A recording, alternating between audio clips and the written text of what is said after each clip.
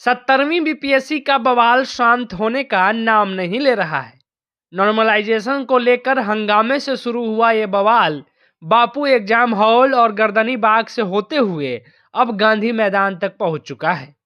आज बापू परीक्षा हॉल का रद्द हुआ एग्जाम फिर से पटना के कुल 15 सेंटरों पर आयोजित हो रही है। इसी बीच गांधी मूर्ति के नीचे री एग्जाम समेत 5 मांगों को लेकर प्रशांत किशोर का आमरण अनशन भी जारी है। प्रदर्शन कर रहे अभ्यर्थियों का बार बार कहना है कि अगर आयोग री एग्जाम नहीं करवाएगा तो हम कोर्ट का रुख करेंगे। ऐसे में अगर मामला कोर्ट गया तो किसका पलड़ा भारी होगा, ये जानने के लिए लोकल 18 की टीम ने पटना हाई कोर्ट के अधिवक्ता विशाल कुमार से खास बातचीत की। उन्होंने इस मुद्दे से जुड़ी हर कानूनी पहलुओं को समझाते हुए बताया कि अगर यह मामला कोर्ट गया तो री एग्जाम की मांग कर रहे अभ्यर्थियों को झटका लग सकता है। देखिए, इम्पॉर्टेंट पॉइंट यहाँ पे ये है टू बी नोटेड कि सपोज करिए कि कोई भी इंसान कोर्ट के पास क्यों आएगा। कोर्ट के पास आने का मेन उद्देश्य है कि if there is certain right, be it statutory और fundamental, if that is curtailed, if that is infringed, only then a person will come and knock the door of a court. High court का कोई knock तभी करेगा 226 में जब उसका fundamental right का हनन है। इस पर्टिकुलर केस में जो मेजर राइट इन्वॉल्व है, जो मेरे समझ से है, वो है आर्टिकल 14, जो बताती है राइट टू इक्वलिटी के बारे में। बीपीएससी का कहना है कि अगर सिमिलर इंसिडेंट एक से ज़्यादा सेंटर पर होता है और वो इंसिडेंट रिपोर्ट हो, तो ही वो एग्जामिनेशन दूसरे सेंटर्स पे भी करवा सकता है जहाँ जहाँ वो सिमिलर इंसिडेंट्स को रिपोर्ट किया गया है। यहाँ पर इंसिडेंट बस एक ही सेंटर पे रिपोर्ट हुआ है, वो सेंटर है बापू सभा, राजेंद्र नगर में। बापू परीक्षा राजेंद्र नगर में बापू सभा है, नाम एग्जैक्ट पता नहीं, बट ठीक है। मतलब एक सेंटर पे बेसिकली क्या है कि इंसिडेंट को रिपोर्ट किया गया है, दूसरे सेंटर्स पे इंसिडेंट को रिपोर्ट नहीं किया गया। अगर दूसरे सेंटर पे इंसिडेंट को रिपोर्ट नहीं किया गया है तो दोबारा हम एग्जाम दूसरे सेंटर पे क्यों करवाएं। तो अगर हम दोबारा एग्जाम दूसरे सेंटर पे करवा देते हैं, even without reporting the incident, even without any incident being reported from those centres, that would amount to treating equals unequally, और ट्रीटिंग अनइक्वल्स इक्वली ये आर्टिकल 14 नहीं कहता।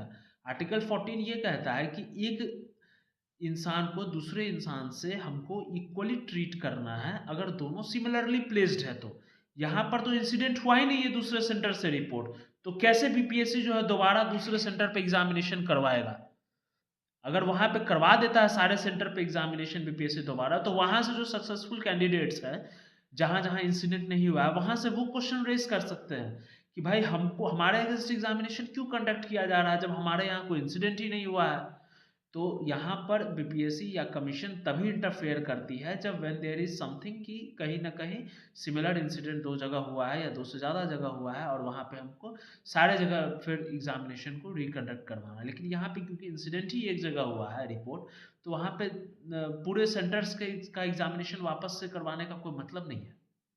यानी कि ये आर्टिकल 14 का उल्लंघन नहीं है। ये मेरे समझ से आर्टिकल 14 का उल्लंघन नहीं है, बिकॉज आर्टिकल 14 एक्सप्लिसिटली सेज कि state must treat equals equally and state must treat unequals unequally. अगर आप हमारे केस में देख लीजिए, दो सेंटर पे अलग अलग इंसिडेंट हो, सपोज करिए एक सेंटर पे एक इंसिडेंट हुआ, एक सेंटर पे कुछ इंसिडेंट नहीं हुआ, तो हम दोनों को इक्वली क्यों ट्रीट करें। दोनों तो अलग अलग चीज़ है, एक पे अच्छे से हो गया, एक पे इशू हुआ। जहाँ इशू हुआ वहीं पे, तो अब सपोज करिए सिंपल है कि जहाँ दर्द होगा वहीं ना मलहम लगाइएगा। If there is no pain then there is no point of putting ointment over it. Simple है, that is very similar to our life. भूख लगेगी तभी आप खाना खाइएगा, तो बस यही है केस। तो अगर हाई कोर्ट पे जाती है तो ये ग्राउंड हाई कोर्ट में अगर जाती है तो केस स्ट्रांग नहीं है स्टूडेंट्स का, क्योंकि वही चीज़ है कि they I don't think there is a clear cut और even remote violation of article 14 in this case. इस मामले को लेकर लगातार प्रोटेस्ट हो रहा है। अगर मान लिया जाए कि सरकार या जो कमीशन है वो अगर दबाव में आ जाती है और एग्जाम को कैंसिल कर देती है, री एग्जाम को राजी हो जाती है, तो जो बाकी के 900 से ज़्यादा जो सेंटर के बच्चे हैं उनके पास क्या राइट बचता है? वो किस तरीके से इसको चैलेंज कर सकते हैं या क्या कुछ हो सकता है? तो अब ये है कि सपोज करिए कि जो अभी प्रेशर है पब्लिक का, स्टूडेंट्स का, जिस तरीके से उन्होंने मोबिलाइज किया है इस इशू को कि दोबारा एग्ज़ाम करवाया जाए, सारे सेंटर्स का एग्जामिनेशन दोबारा करवाया जाए। सपोज करिए कि if commission gets under pressure और the state government gets under pressure और वो दोबारा एग्जामिनेशन कंडक्ट करवा देते हैं सारे स्टूडेंट्स का, तो जो स्टूडेंट्स ऑलरेडी जिनको लगता है कि they are qualified and they are not affected by this examination, वो तो ऑब्वियस है कि वो जो है सो किसी तरीके का कंसर्न रेज अभी नहीं करेंगे इस पर्टिकुलर सिनेरियो में जहाँ पे सिर्फ एक सेंटर का एग्जामिनेशन दोबारा हो रहा है। लेकिन अगर सारे सेंटर का एग्जामिनेशन दोबारा होगा तो उन लोगों के पास भी जो है हाई कोर्ट अप्रोच करने का एक रास्ता है और वो अप्रोच कर सकते हैं। I feel there case is stronger, even stronger than the case of students who are protesting now। Strong क्यों है, ये एक सवाल है। स्ट्रॉन्ग इसलिए है क्योंकि ये जो इंसिडेंट रिपोर्ट किया गया है एक सेंटर से, वो इंसिडेंट या any similar incident has not been reported from any other centre. इसका मतलब ये हुआ कि ये सेंटर जहां से इंसिडेंट को रिपोर्ट किया गया है that is not equal to other centres. सिर्फ मिस हैपनिंग यहीं पे हुआ है, दूसरे जगह नहीं हुआ। जब दूसरे जगह मिस हैपनिंग नहीं हुआ और एग्ज़ाम जो है सो प्रॉपर वे में कंडक्ट हुआ है, इसका मतलब है कि वहाँ पर कोई रीज़न ही नहीं है दोबारा एग्ज़ाम करवाने का। सपोज करें कि कहीं प्रॉब्लम होगा तब तो हम सॉल्यूशन को एड्रेस प्रॉब्लम को एड्रेस करेंगे और सॉल्यूशन फाइंड करेंगे। अगर प्रॉब्लम ही नहीं है तो हम सॉल्यूशन को क्यों फाइंड करने जाएंगे? Why would we even address such issues अगर कोई प्रॉब्लम है ही नहीं तो। उसी तरीके से इन सेंटर्स पे कोई प्रॉब्लम है ही नहीं तो हम क्यों जाएंगे उसके सॉल्यूशन को फाइंड करने के लिए? तो अगर मान के चलिए कि बीपीएससी दोबारा एग्ज़ाम कंडक्ट करवाती है सारे सेंटर का, तो जो चाहे रिट पटी मतलब जो स्टूडेंट्स चाहे कि नहीं उनका जो है सो राइट का वायलेशन हुआ है और दोबारा एग्ज़ाम नहीं सारे सेंटर का कंडक्ट होना चाहिए था, क्योंकि सारे सेंटर सिमिलरली प्लेस्ड नहीं है, सब जगह सेम इंसिडेंट या सिमिलर इंसिडेंट नहीं हुआ है, तो वो बिल्कुल जा सकते हैं हाई कोर्ट आर्टिकल 14 के वायलेशन में। वही चीज़ है, because equals must be treated equally and unequals must be treated unequally.